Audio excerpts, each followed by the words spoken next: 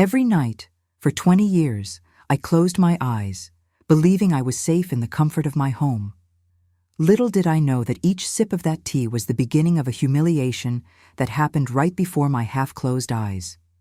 Good day, my dears. My name is Nancy Oliver Smith. I'm 77 years old, and today I'm going to share with you a story I've kept silent about for decades. Before I begin, I'd like to ask you who are watching now to leave a like on this video and subscribe to the channel if you haven't already. I'm curious to know where you're watching from, so please leave the name of your city in the comments. I was born in 1948 in a small town in rural Virginia, one of those towns where everyone knows each other, where doors are rarely locked, and where secrets, no matter how deep, always find a crack to escape through. Or at least, that's what I believed. I met William when I was only 18. He came to our town to work as a pharmacist, an educated man, 10 years older than me, with a calm manner and a smile that conveyed confidence. My parents adored him right away. A man with a future, they said. In 1966, we married in a simple but beautiful ceremony. I remember my white dress with small flowers hand-embroidered by my mother, and William's gaze when he said, "I do." At the time, I interpreted it as love. Today I know it was satisfaction at having gotten what he wanted. The first years were peaceful. William was respected in the community, the pharmacy prospered, and I took care of our home with dedication. We didn't have children, something that saddened me. But William always said we were complete with each other. "We're a family, Nancy. You and I, it's all we need." It was around our 5th wedding anniversary that I began having trouble sleeping. Nothing serious at first, just difficulty falling asleep. Some restless nights. William seemed extremely concerned, more than I was myself. "A wife who doesn't sleep well can't properly take care of the home," he would say with that tone of concern that I now recognize as the first sign of control.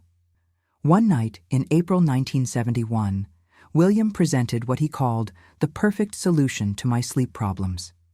A special tea prepared with medicinal herbs that he personally selected from the pharmacy. "Trust me, Nancy, I'm a pharmacist. I know what I'm doing," he said, handing me the first cup of that brownish liquid that would play such a dark role in my life for the next 20 years. The taste was bitter, but William always added honey. At first, I only took it when insomnia was really bothering me. Soon, it became a daily ritual. "Better to prevent than to cure," William insisted, practically placing the cup in my hands every night, precisely at 9 o'clock. "Drink it all, dear, to the last drop." The effects were strange from the beginning. It wasn't like falling asleep naturally. It was as if a heavy fog descended upon me, making my body heavy, unable to move properly. But my mind remained partially awake, floating in a kind of limbo between consciousness and sleep. At the time, I thought it was just the normal effect of a sleep medication. It was on one of those nights, perhaps 6 months after starting the tea, that I had my first strange experience, as I called it. I vaguely remember hearing voices in the living room, muffled laughter, the sound of glasses clinking. In the morning, I mentioned this to William. He smiled in that reassuring way and said, "They were just dreams, my dear. The tea sometimes causes vivid dreams. Don't worry." And I believed him. Why wouldn't I? He was my husband, the man to whom I had entrusted my life, my future, the man who swore to protect and love me until death parted us. How could I imagine that each cup of that tea was a calculated dose of betrayal? The strange experiences became more frequent, shadows passing through the bedroom while I was in that semi-conscious state, whispered conversations that I couldn't fully comprehend. Sometimes I had the sensation of being in different places in the house, on the living room sofa, when I was certain I had fallen asleep in bed. Whenever I questioned William, the answer was the same. "They're just dreams, Nancy." Actually, I'm getting worried about these episodes of confusion.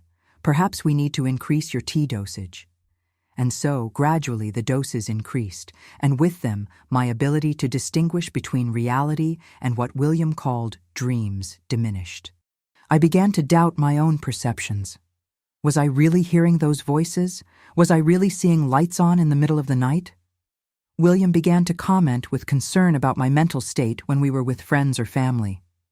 "Nancy has been confused lately," he would say, with that tone of a dedicated and concerned husband.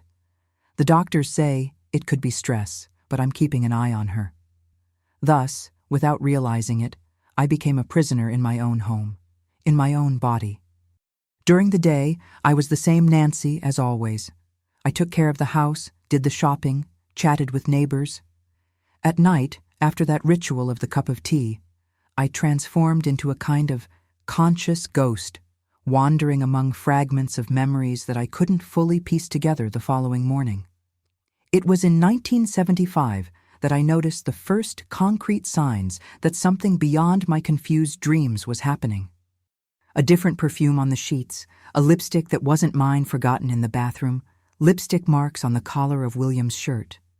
When confronted, he always had perfectly plausible explanations. "It must be from Mrs. Thompson at the pharmacy. She always wears strong perfume when she comes to pick up medications." Or, "That lipstick was a free sample I received at the lab. I thought about giving it to you as a gift." And I accepted. Part of me wanted to believe. Part of me was already so confused with that blurry boundary between reality and dreams that I could no longer trust my own instincts. William was a master at making me doubt myself. "Are you imagining things again, Nancy? Remember what the doctor said about these episodes of paranoia?" Doctor? What doctor? I didn't remember consulting any doctor about episodes of paranoia, but William insisted that yes, I had gone to consultations and simply didn't remember correctly.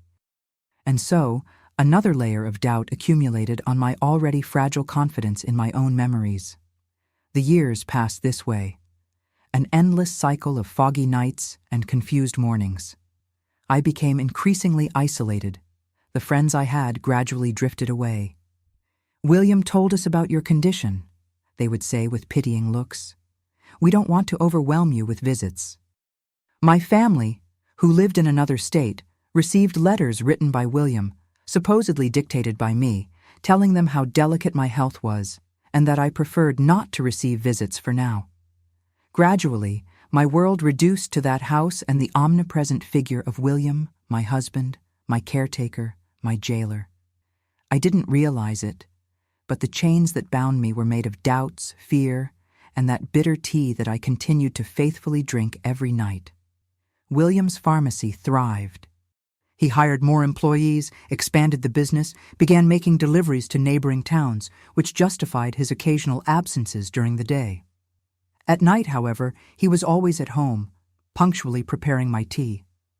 "It's the most important moment of my day," he would say, watching me drink to the last drop. "Knowing that you'll rest peacefully brings me peace." Peace? What an ironic word to describe what happened in that house when my eyes closed. But my mind remained vaguely conscious, floating in that cruel limbo between sleep and wakefulness. A limbo where shadows moved, voices whispered, and laughter echoed. A limbo that for 20 long years was my nightly prison.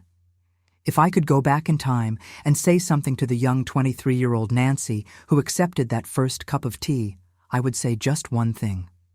Trust your instinct. If something seems wrong, it probably is. But I can't go back. I can only tell my story in the hope that other women will listen to their instinct before it's too late. And that's how my 20-year nightmare began. A nightmare that I lived with half-closed eyes, night after night, while the life I thought I had unfolded in secret right in front of me. It was on a rainy Wednesday in June 1991 that my life began to change. 20 years had passed since the first cup of that tea. 20 years of foggy nights and confused mornings. I was already 53 years old, and the nightly tea routine was as much a part of my life as breathing. That morning, I woke up feeling a strange pain in my hip. I couldn't get up properly, and William, always attentive, called Dr. Parker, our family doctor, who had been treating us for years. The diagnosis was a fall that I didn't remember having. "It probably happened during one of your nighttime episodes, Mrs. Smith," explained the doctor, exchanging meaningful glances with William. Nothing serious, but you'll need absolute rest for a few weeks. What seemed like a misfortune ended up being the first ray of light in 2 decades of darkness. With the fall, I was admitted to the small-town hospital for observation. For the first time in 20 years, I spent consecutive nights without taking William's tea. In the first few days, I felt strange, restless. My body seemed to be demanding something it wasn't receiving. I sweated during the night, had vivid nightmares. Nurse Joy, a lady with gentle hands and attentive eyes, noticed my discomfort. "It seems like you're going through a kind of withdrawal, Mrs. Smith," she commented while adjusting my pillows on the 3rd night. "Your husband mentioned that you take a calming tea every night. He even brought some for us to continue giving you here." I looked at the small table beside the bed, and there it was. The same porcelain teapot that William used at home with that brownish liquid that had governed my nights for so long. "You know, Mrs. Smith," continued Joy, lowering her voice, "as a nurse, I'm always suspicious of home remedies that cause such dependence. If you want, I can say you took it, but throw it away just to see how you feel without it for a night." I hesitated. The idea of not taking the tea caused an almost physical anxiety.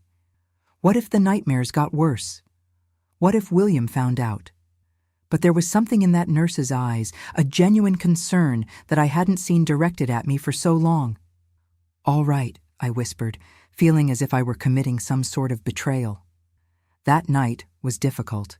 I sweated, trembled, woke up several times, but the next morning, something was different. My mind seemed clearer, as if a fog I didn't even know existed was beginning to dissipate. "How do you feel today?" asked Joy as she entered the room with breakfast. "Strange," I replied honestly, as if I were waking up from a very long sleep. She smiled. "Sometimes we need to stop certain things to realize the effect they have on us." In the following nights, we continued with our little secret. William came to visit me every day, always asking if I was taking the tea regularly. I lied, feeling a mixture of guilt and a strange sense of freedom. After 2 weeks in the hospital, my mind was clearer than it had been in years. Memories began to return. Not just confused fragments, but complete memories of the strange experiences I had during those nights under the effect of the tea. I remembered sitting in the living room armchair, unable to move properly, while I heard William animatedly conversing with someone in the kitchen. I remembered shadows passing by me, muffled laughter, conversations that abruptly ceased when I tried to focus my clouded gaze on the figures moving around the house. One memory in particular became painfully clear. It was on a wedding anniversary night, perhaps our 15th. William had served me an extra-large dose of the tea, saying it was a special occasion. I remembered being in the living room armchair, partially conscious, while William opened an expensive bottle of wine at the dining table. Except we weren't dining together. There was a woman sitting at the table with him, a red-haired woman who laughed loudly and toasted with my husband while I watched motionless from the shadows of the living room. "Won't she wake up?" the woman asked, glancing in my direction. "She never wakes up," William replied with a confidence that only comes from experience. "You can speak normally. She only hears murmurs, sees only shadows. Tomorrow she'll think she dreamed it, if she remembers anything at all." The cruelty of that scene hit me with the force of a train. It wasn't just betrayal, it was deliberate, calculated humiliation. William not only cheated on me, but made sure that I was present, semi-conscious, witnessing my own degradation, unable to react. When I was discharged from the hospital 3 weeks after the fall, I was a different woman. My mind was clear, my suspicions confirmed by my own recovered memories. But I knew I had to be cautious. If William suspected that I had stopped taking the tea, that I was connecting the dots of 2 decades of manipulation, I would be in danger. So, I began my own act. Every night I accepted the tea that he prepared punctually. I smiled, thanked him for his care, drank under his watchful eye. As soon as he turned away, I poured the liquid into the plant next to my armchair or hid it in a small flask that I kept in my robe pocket. I pretended the effects he expected to see. Heavy eyes, slow movements, mumbled responses. And then, when William thought I was in the usual state of semi-consciousness, I observed. With eyes wide open in the darkness, I saw how it really had been for the last 20 years. It didn't take long to confirm my suspicions. 3 nights after my return from the hospital, I saw William checking my state, passing his hand in front of my face to confirm that I was under the effect. Satisfied, he picked up the phone and made a call. "You can come," he said in a low voice. "She's already taken the dose. She's in the usual place." 20 minutes later, the doorbell rang softly. William opened the door, and there she was, the red-haired woman from my recovered memories. Older now, like all of us, but unmistakable. Vivian. He greeted her with a kiss that spoke of long-established intimacy. "Missed me?" "3 weeks is a long time, William," she replied, entering the house as someone who knows the way well. Her eyes met mine, half closed, as I had learned to keep them to sustain the farce. "She's in the usual place, like a piece of furniture." The cruelty of that comment made my blood boil, but I maintained the vacant expression. Years of being treated as an object had taught me something useful, after all: how to appear absent while observing everything. That night, I witnessed the routine that apparently had been happening in my house for years. William and Vivian dined at the table I had set earlier. They used our best glasses, the fine china we rarely used. They chatted animatedly about people I didn't know, plans that didn't include my conscious participation. "When are we going to finalize the preparations for Canada?" asked Vivian between sips of wine. "Soon," replied William. "The buyer for the pharmacy is already arranged. The house is almost ready to be put up for sale. We just need to resolve the Nancy issue." My heart froze. The Nancy issue. That's how my husband of 25 years referred to me, as an issue to be resolved. "Has Dr. Parker already signed the internment papers?" asked Vivian, and her casual tone when discussing my fate made my stomach turn. "Almost everything is ready," replied William. "With the reports from the last few years documenting her mental condition, it will be easy to get compulsory internment. Once she's in the facility, I can assume total control of the assets as legal guardian, sell everything, and leave. She'll be well taken care of there, I'm sure." 20 years is too long to maintain a plan like this," commented Vivian, serving herself more wine. "You're patient, William. I've always admired that about you." He smiled, that same smile that I once found charming. "Patience brings rewards, my dear. When we met, I had nothing. The pharmacy was small. This house was still in her parents' name. Now we have everything. The expanded pharmacy, properties in other towns, overseas accounts, and all of this without raising suspicions. A divorce would have cost me half of everything. This way, I get everything and still appear to be the devoted husband who took care of his mentally unstable wife until he couldn't anymore." The shock of that revelation almost made me lose my composure. 20 years of manipulation, not just to hide an affair, but as part of a meticulous plan to steal my life, my sanity, and my assets. The cold calculation with which they discussed my future in a psychiatric institution, as if they were talking about the fate of an inconvenient pet, revealed a cruelty that I could never have imagined possible in the man with whom I had shared my life. I continued my act that night and in the following ones. I observed patterns, listened to conversations, pieced together the puzzle that was my own life. I discovered that Vivian was not a recent figure. She had been present from the beginning, from before the tea. She was a technician in the laboratory that supplied medications to William's pharmacy. It was she who helped him formulate the cocktail of sedatives that he gave me disguised as medicinal tea. Together, they had planned each step of my slow disappearance from my own life. Even more frightening, I discovered that I was not their first victim. Through fragmented conversations that I heard during those nights of disguised vigilance, I understood that Vivian had been married before. Her husband, a rich and older man, had tragically died after years suffering from a mysterious neurological disease. The fortune he left financed the initial expansion of William's pharmacy, the beginning of his empire built on manipulated and destroyed lives. During those nights of discoveries, I fought against the urge to confront them, to scream out all my anger accumulated over 2 decades of deception. But I knew it would be dangerous.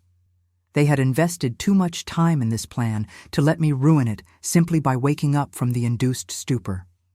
If they knew I was conscious, that I knew their plan, my fate could be much worse than a psychiatric clinic. I needed a plan, I needed help, and above all, I needed evidence. Evidence that I wasn't crazy, that I had been deliberately drugged and manipulated for years by the man who swore to protect me. The opportunity arose when I discovered, overhearing a conversation between William and Vivian, that they were planning a 3-day trip to finalize the purchase of a house in Canada, where they intended to restart their lives after getting rid of me. It would be my chance. 3 days without William, 3 days to seek help and gather evidence. While waiting for those days to arrive, I continued my act of the docile and confused wife. During the day, I was careful not to show the mental clarity I had recovered. I committed small, calculated slips, forgot where I had put things, confused dates, stared vacantly into nothing when William spoke to me. He interpreted these signs as the progression of my supposed mental condition, exactly as I wanted him to think. At night, I continued pretending to drink the tea, pretending to fall into that state of semi-consciousness while I observed and planned. Each false smile, each look of concern that William directed at me now provoked a mixture of nausea and determination. How could I not have seen the falsity for so long? How did I trust so blindly in someone capable of such cruelty? But it wasn't time for recriminations. It was time for survival. And for the first time in 20 years, I was completely awake, with a clear mind and a single goal: to recover my life and my dignity. Finally, the day arrived when William announced his trip. It was a Sunday morning in July 1991. He packed a small suitcase, explaining that he needed to visit a supplier in Boston to negotiate new medications for the pharmacy. The lie came so naturally from his lips that if I didn't know the truth, I would have believed without hesitation. "It will be just 3 days, dear," he said, adjusting his shirt collar in front of the mirror. "I've already spoken with Mrs. Jenkins to come stay with you. She'll sleep in the guest room and prepare your meals. And don't worry about the tea. I've left several doses ready in the refrigerator with clear instructions on how to heat them." I played my part as the confused and dependent wife, furrowing my brow as if trying to process information too complex for my debilitated mind. "You will come back, won't you?" I asked with a trembling voice, playing the role he expected of me. William smiled with that false sweetness that now gave me chills. He approached, caressed my face like someone petting a docile pet. "Of course I'll come back, Nancy. I always come back, don't I? I've taken care of you for so many years. I would never abandon you." The irony of those words almost made me choke.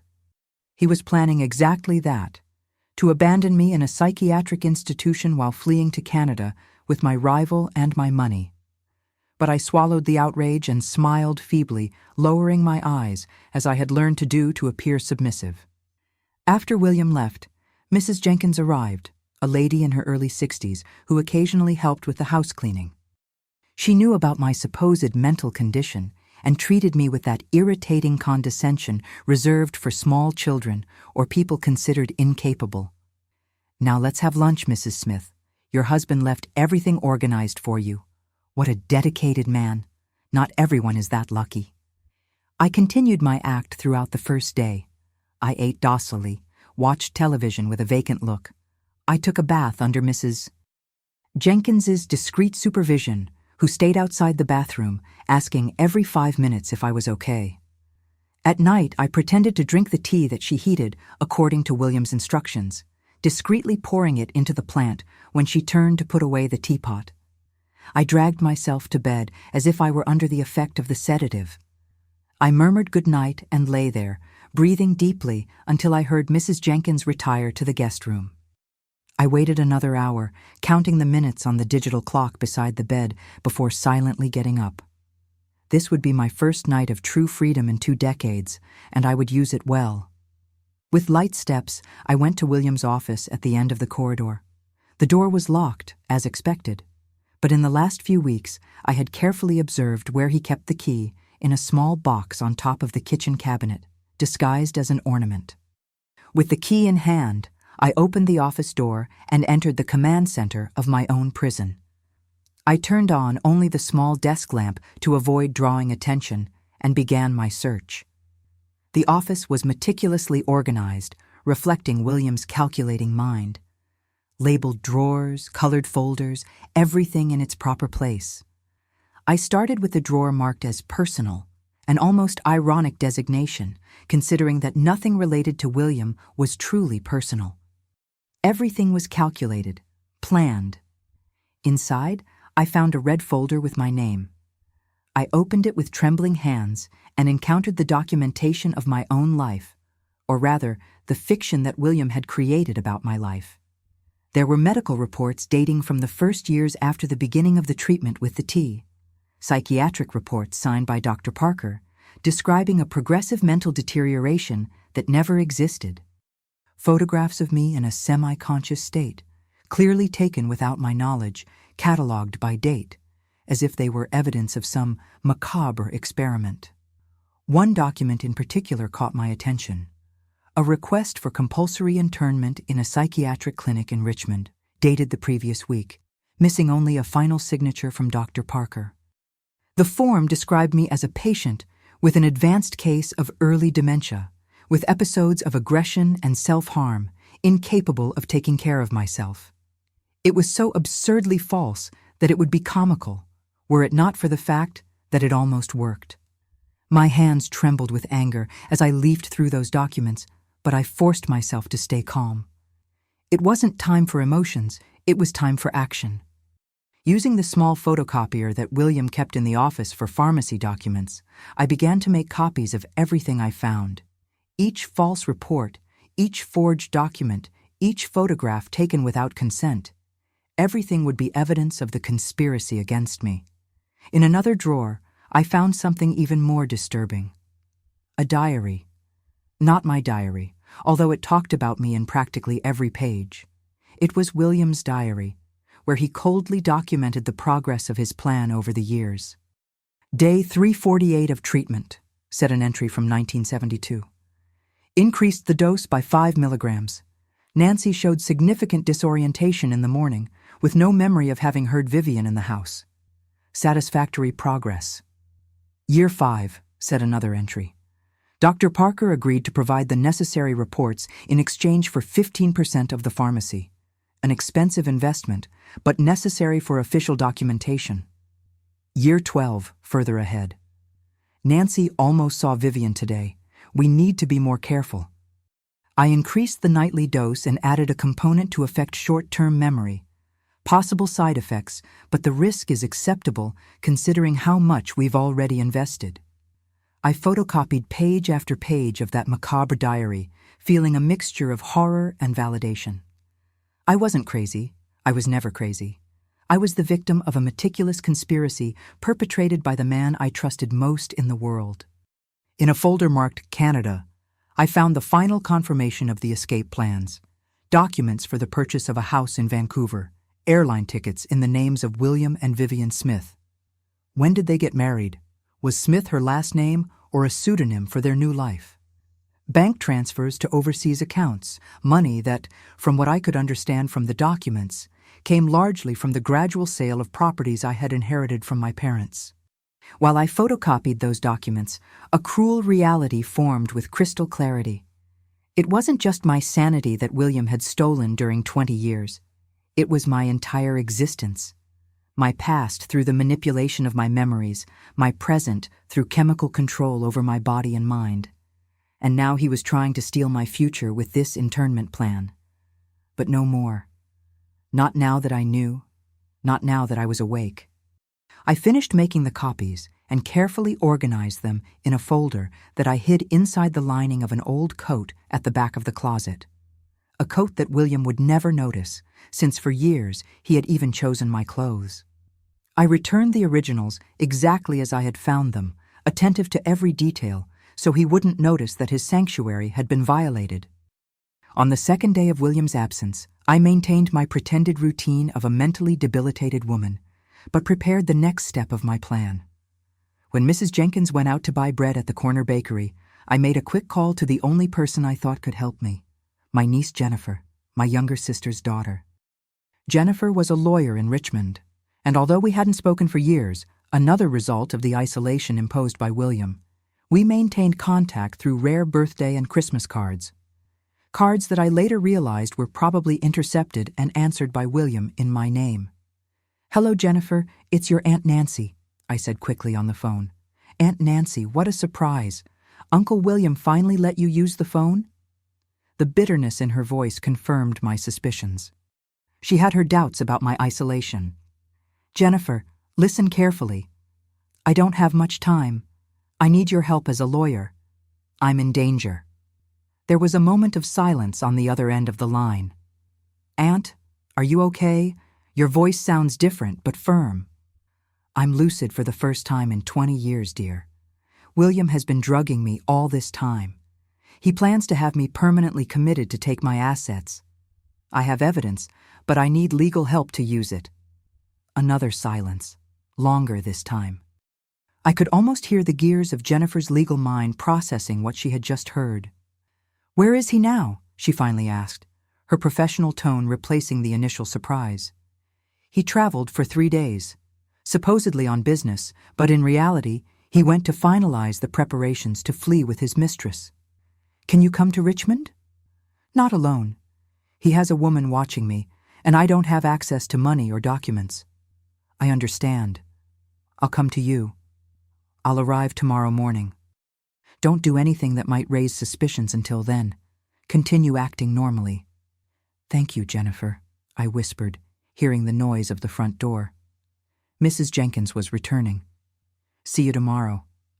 I hung up quickly and returned to my post in the living room armchair, resuming my vacant and confused expression at the exact moment Mrs. Jenkins entered, carrying the bag of bread. That was the longest night of my life. Each minute seemed to drag on as I pretended to sleep, knowing that the following morning could mark the beginning of my freedom or the devastating failure of my plan. If William returned earlier than expected, if Jennifer couldn't arrive, if the evidence I gathered wasn't sufficient. So many possibilities, so many risks. On the morning of the third day, I woke up to the sound of the doorbell. From my bedroom, I heard Mrs. Jenkins answer the door, and Jennifer's voice, more mature than I remembered, but unmistakably hers. "Good morning. I came to visit my Aunt Nancy. I'm Jennifer, her niece." "Ah, the lawyer from Richmond," exclaimed Mrs. Jenkins. "I didn't know you were coming. Mr. Smith didn't mention anything." "It was a last-minute decision," replied Jennifer with a firmness that filled me with pride. "I had a professional commitment in the area and took the opportunity to visit my aunt. Is there a problem?" No. It's just that Mr. Smith always prefers to be notified of visits due to Mrs. Smith's condition. You know. But since he's not here, I presume there's no problem in seeing my own aunt." I heard the footsteps approaching the bedroom and prepared myself. When the door opened and Jennifer entered, followed closely by a visibly uncomfortable Mrs. Jenkins, I needed all my willpower to maintain the farce. I looked at my niece with purposely unfocused eyes, as if I didn't completely recognize her. "Hello, Auntie," said Jennifer gently, approaching the bed. "How are you feeling today?" "Jennifer?" I murmured, as if trying to remember. "My Jennifer, you've grown so much." "Yes, it's me." She sat beside me on the bed, taking my hand. Then, turning to Mrs. Jenkins, she added, "Could you give us a moment alone? Family matters." Mrs. Jenkins hesitated, but Jennifer's natural authority prevailed. "I'll be in the kitchen if you need me," she said, reluctantly withdrawing. As soon as the door closed, I squeezed Jennifer's hand tightly. "Thank you for coming," I whispered, my voice now firm and clear. We don't have much time. Jennifer's eyes widened at hearing the transformation in my voice and posture. My God, Aunt, it's true. Then you really are perfectly lucid? Yes, and ready to reclaim my life. I got up from the bed with an energy that surprised even myself. The evidence is hidden in the lining of the brown coat at the back of the closet. I brought the documentation I mentioned. Jennifer nodded, still processing the dramatic change in the aunt she had believed for years to be lost in mental confusion. I brought everything: the power of attorney, the request for a protective order, the preliminary criminal complaint. We just need your evidence and signature. While Jennifer took the documents from the folder, I retrieved the package of copies from my hiding place. Together, we sat on the bed and reviewed each document, each falsified report, each entry of the macabre diary, assembling the puzzle of the conspiracy that had consumed 20 years of my life. This is monstrous, murmured Jennifer, leafing through the evidence. They documented everything as if it were some kind of perverse experiment. And this doctor? Parker, falsifying medical reports, he could lose his license forever. And he will, I affirmed, with a determination I hadn't felt in decades. They will all pay for what they did. I signed the documents that Jennifer brought. The power of attorney, giving her powers to act in my name, the detailed statement of the abuse suffered, the request for protection against William. Each signature was an act of liberation, each written word, a brick in the reconstruction of my autonomy. Now we need to get out of here, said Jennifer, putting away the signed documents. I'm going to take you to Richmond today. Are you willing to leave everything behind? I looked around the bedroom that had been my prison for so long, the walls that had witnessed my slow disappearance, the familiar objects that had been the setting of my humiliation. I'm not leaving anything behind, I replied firmly. I'm leaving a prison. My life, my true life, is ahead of me, not here. With Jennifer's help, I quickly packed a small suitcase with just the essentials. I didn't want to take anything that reminded me of my life with William. When we were ready to leave, Mrs. Jenkins appeared at the bedroom door, her eyes wide with surprise at seeing me dressed and ready, a suitcase by my side. Mrs. Smith, what's happening? You can't leave like this. Mr. Smith, Mr. Smith no longer has authority over my aunt, interrupted Jennifer, her professional tone leaving no room for arguments. I have legal documentation here that proves abuse and coercion. My aunt is under my protection from now on, by a determination that will be judicially ratified. Mrs. Jenkins paled, her gaze jumping from me to Jennifer and back to me. But her condition, the medicines.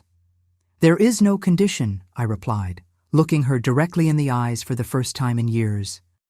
There never was, just a cruel man drugging me to control my life and my assets. And it's over. We passed by her towards the front door, leaving her standing with her mouth open in the corridor. As I crossed the threshold for the last time, I felt as if an enormous weight had been lifted from my shoulders.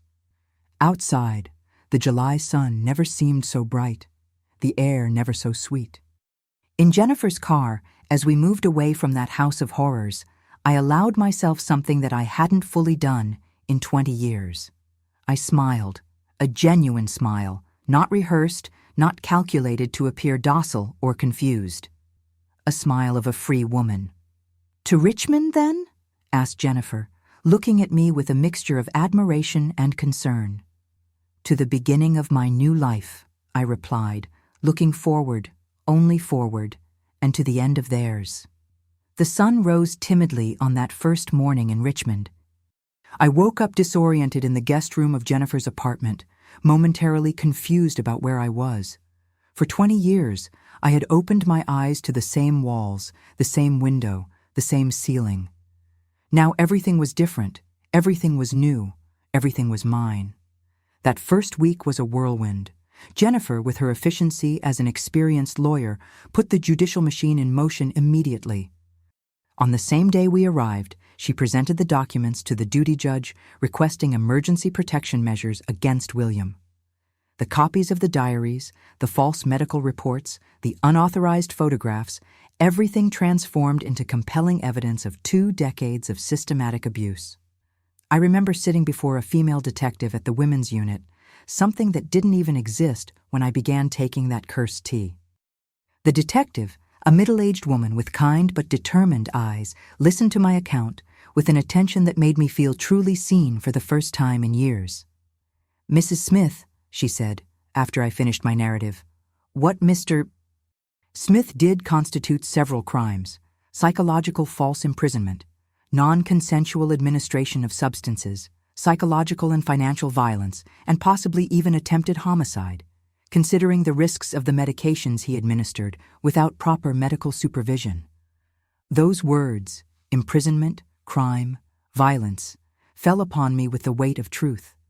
For so long, I had normalized what was happening, even after discovering the betrayal.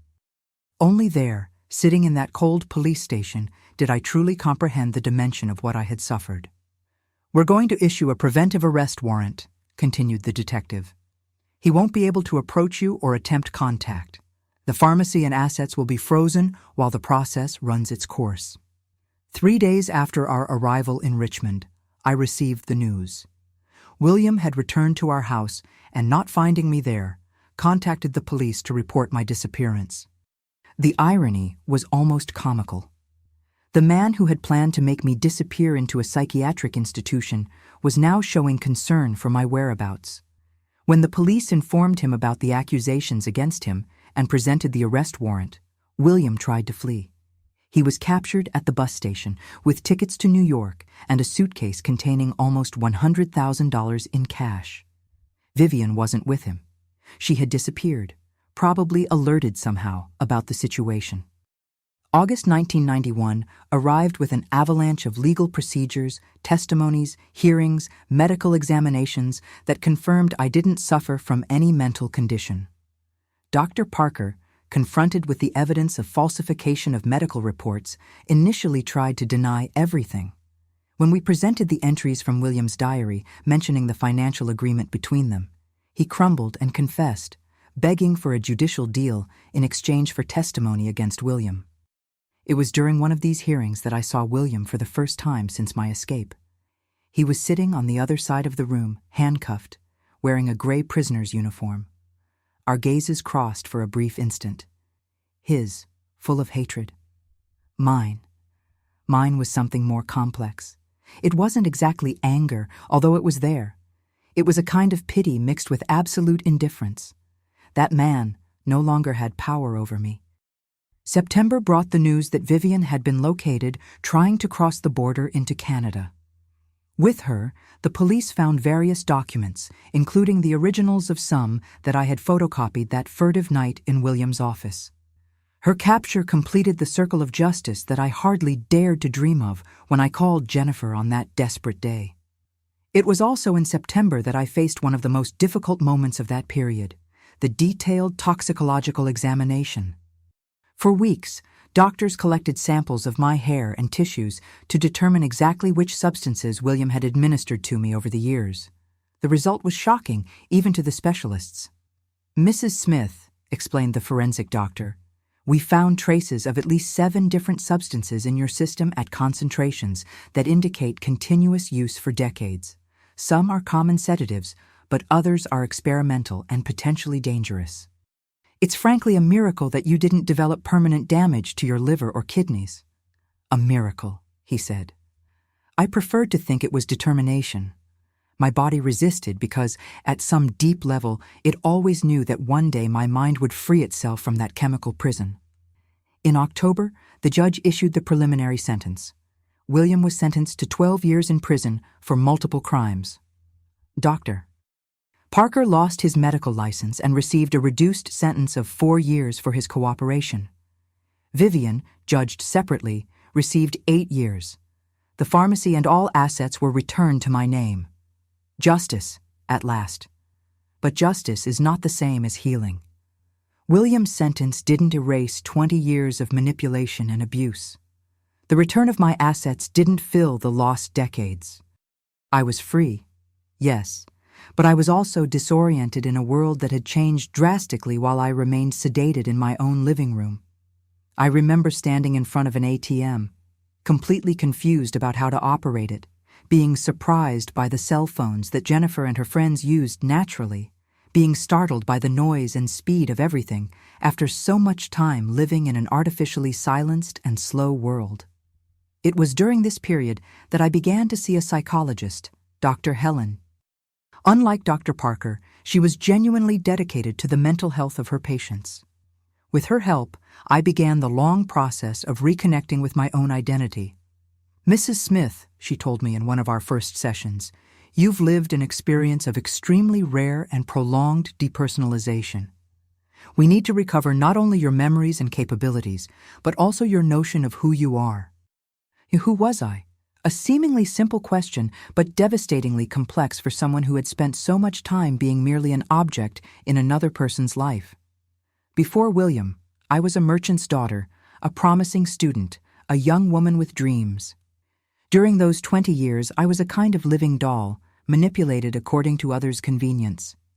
But now, who was the 53-year-old Nancy, suddenly liberated? The answer began to emerge in November 1991, when I finally felt strong enough to return to my hometown. Not to stay, I would never live in that house again, but to close a chapter.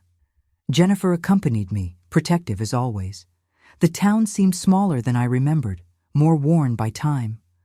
Neighbors looked at me with a mixture of curiosity and shame.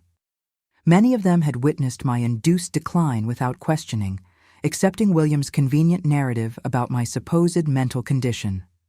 Some approached, trying awkward explanations. "We never imagined, Mrs. Smith. He seemed so dedicated." Others crossed the street to avoid meeting my gaze. The truth about what happened to me had spread like fire, transforming into the biggest scandal that small town had ever witnessed. I entered the house for the last time that November afternoon. The furniture was covered with white sheets. The house had been sealed as part of the investigation and only recently released. Each room held memories of humiliation and pain. The living room armchair where I spent countless nights in a state of semi-consciousness. The kitchen where William prepared his instrument of control in the form of tea. The bedroom we shared, where he slept next to a woman he kept prisoner. I walked through each space slowly, not out of nostalgia, but as a form of exorcism. Each step was a goodbye to a version of my life that I now recognized as a prison. When I reached the backyard, I stopped in front of the same plant where I had so many times poured the tea in the last days before my escape. Surprisingly, it had died, perhaps poisoned by the same components that should have destroyed me. "Let's put the house up for sale," I said to Jennifer as we left, "and the pharmacy too. I don't want anything that reminds me of this town." On the way back to Richmond, I made a decision that would change the course of my life. "I want to study," I announced to Jennifer's surprise, "psychology. I want to understand what happened to me. I want to help other women recognize signs that I didn't see." At 53 years old, with only a high school education interrupted by my early marriage to William, I knew the path would be arduous. But after overcoming 20 years of systematic abuse, no obstacle seemed insurmountable. January 1992 found me enrolled in a preparatory course for college entrance exams. I sat among teenagers who could have been my children or even grandchildren, absorbing knowledge that the world had produced while I was semi-conscious in my armchair. Physics, chemistry, biology, history, everything seemed new, fascinating, liberating.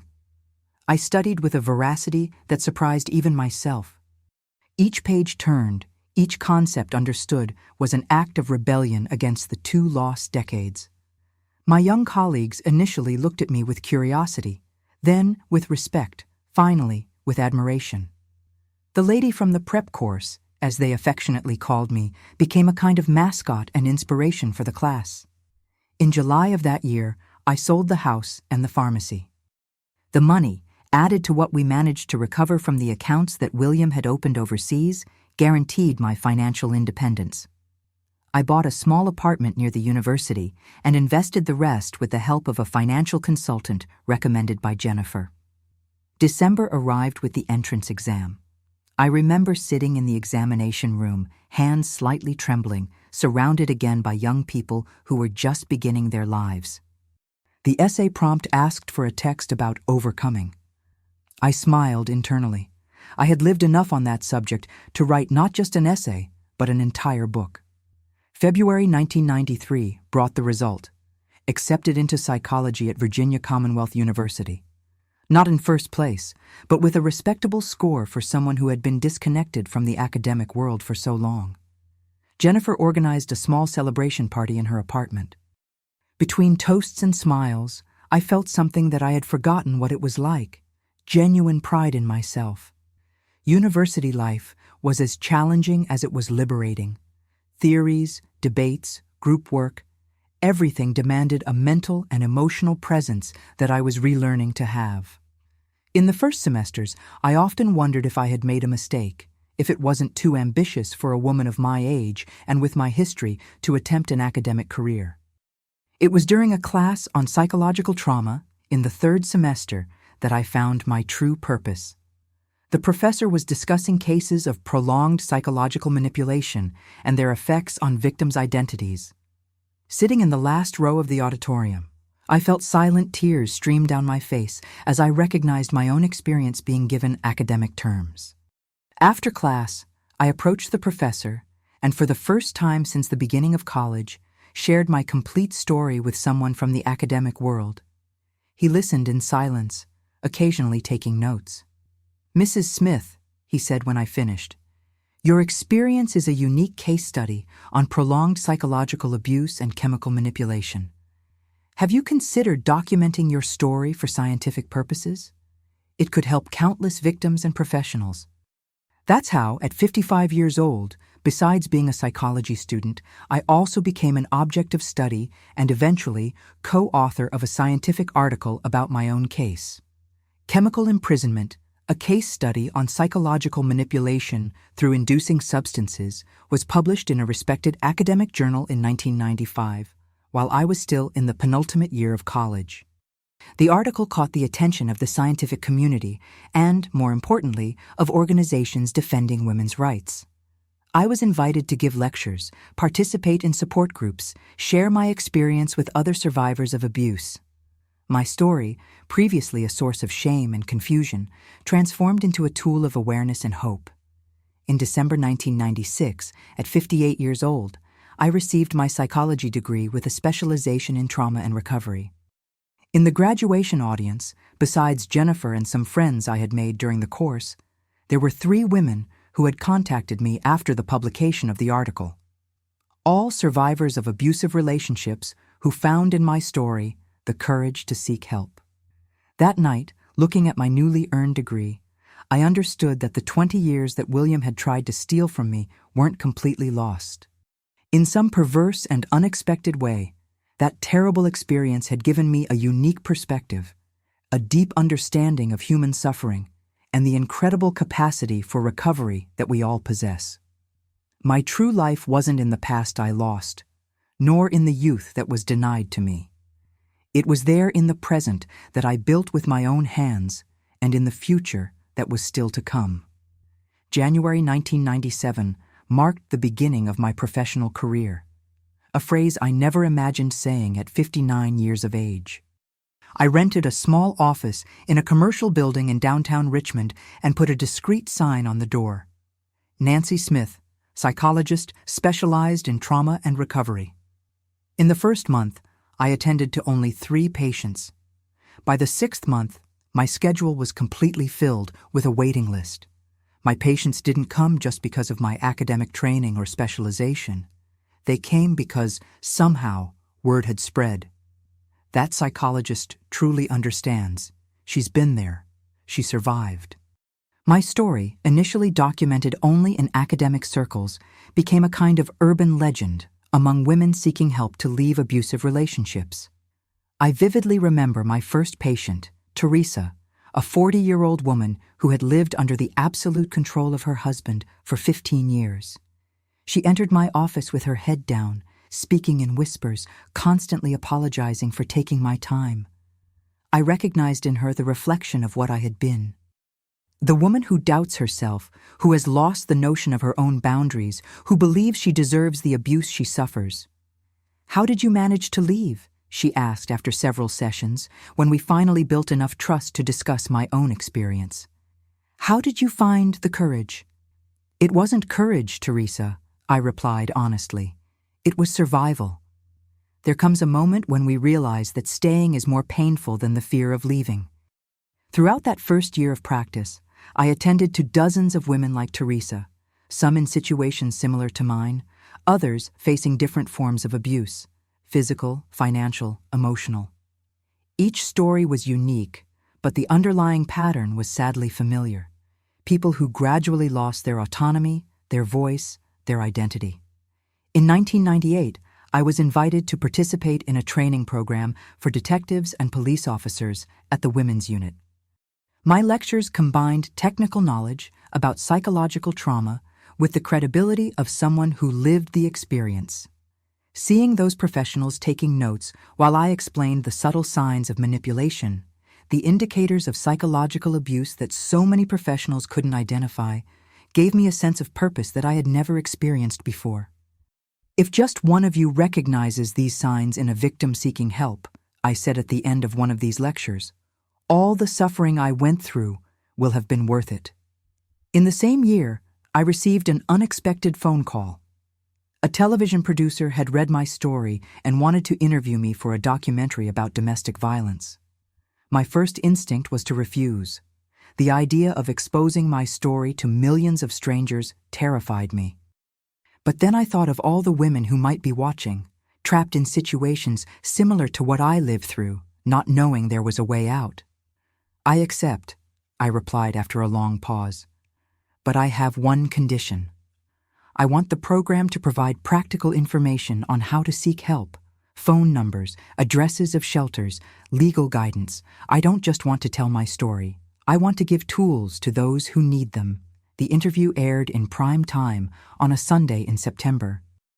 Sitting in the studio under bright lights, I shared details of my experience that until then I had only discussed in therapeutic or academic contexts. I talked about the first signs I ignored, about how the manipulation was so gradual that I barely noticed being ensnared, about the 20 years of foggy consciousness and stolen dignity. In the weeks that followed, I received hundreds of letters and phone calls. Women who identified with my story, concerned family members with relatives in suspicious situations, health professionals who recognized similar cases among their patients. What had been my personal tragedy transformed into a catalyst for national awareness about a form of abuse rarely discussed openly. In 1999, with the support of an NGO for women's rights defense, I founded the Awakening Institute, a center for reception and specialized treatment for victims of prolonged psychological abuse. We started small with just 3 rented rooms and a team of volunteers, mostly students of psychology and social work. In our first year, we attended to 87 women. In the second year, more than 200.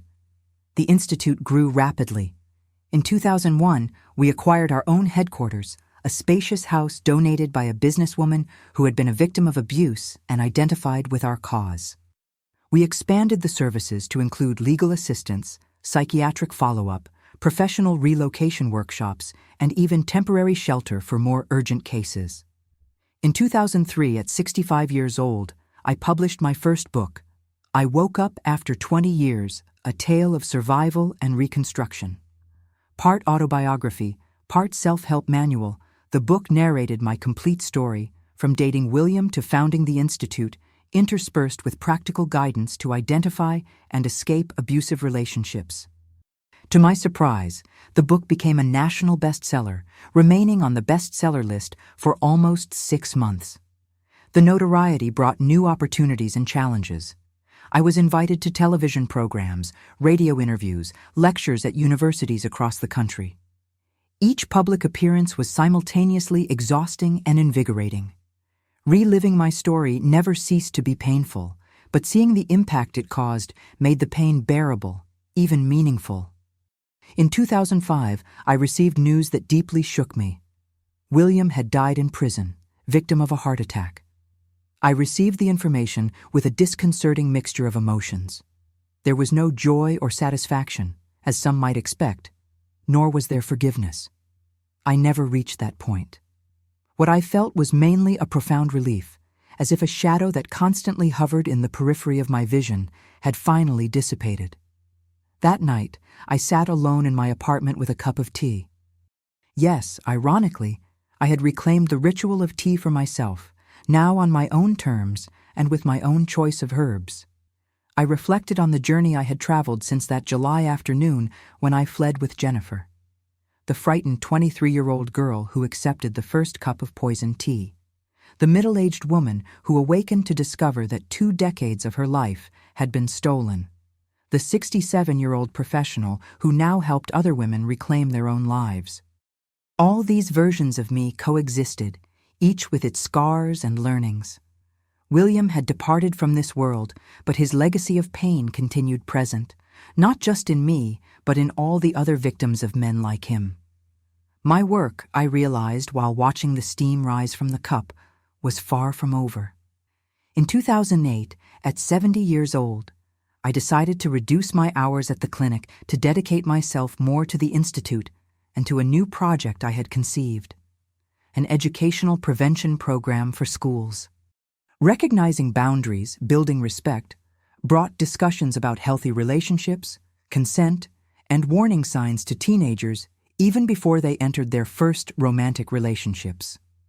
It's easier to teach young people to recognize abuse than to help adults recover from it, I explained to school principals, many initially reluctant to address such delicate topics with their students.